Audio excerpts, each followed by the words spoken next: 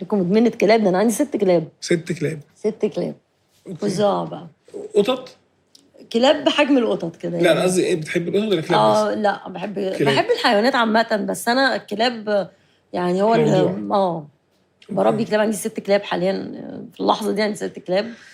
بعد ما 2 منهم كمان توفوا، يعني كانوا 8 كلاب، فيعني عندي اسطول كلاب. وبتخشي بيت 8 فظاع، احلى حاجه في العالم. بجد عندي وقت للكلاب. طاقه، يعني انا بيطلعوا لك عندي في حب يومي وطاقه لا انا خطيره. هقعد مع كلابي الوقت ده، يعني مش هقدر اسيبهم يوم كده ما اقعدش معاهم ويدوني الحب ده وانا اديهم الحب برضو.